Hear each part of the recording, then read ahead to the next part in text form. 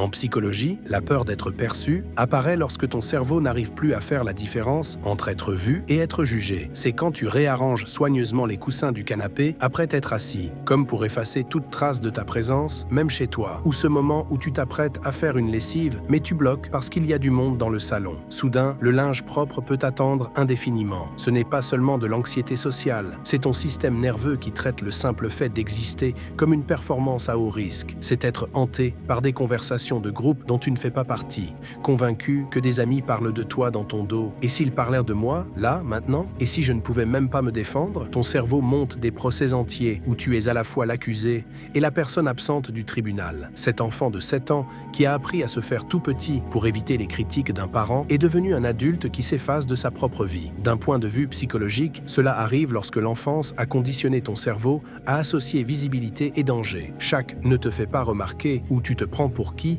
a creusé des sillons dans ton esprit qui aujourd'hui crient être vu et tard être attaqué. Ton mécanisme de survie, aussi brillant soit-il, est devenu ta prison. Ce qui t'a protégé d'autrefois t'empêche aujourd'hui de vivre. Mais voilà la vérité. Cette peur n'est pas vraiment celle d'être perçu, c'est la peur d'être jugé. Et cette peur du jugement, c'est juste le besoin d'acceptation jamais comblé dans l'enfance qui crie encore à travers les années. La bonne nouvelle, tu peux reprogrammer ton cerveau. Commence par de petits actes de visibilité. Laisse un coussin de travers, comme un acte de rébellion. Envoie un message sans trop le relire.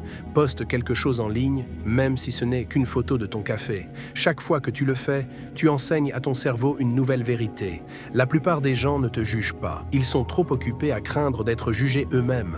Et quand le jugement arrive malgré tout, rappelle-toi, ce que les gens appellent cringe, ce n'est que leur malaise face à l'authenticité. Leur réaction parle d'eux, pas de toi. Le collègue qui lève les yeux au ciel devant ton enthousiasme, c'est quelqu'un qui a oublié comment ressentir de la joie. Le proche qui se moque de tes passions, c'est une personne qui a enterré les siennes depuis longtemps. Cet enfant terrifié en toi a fait un travail incroyable pour te protéger.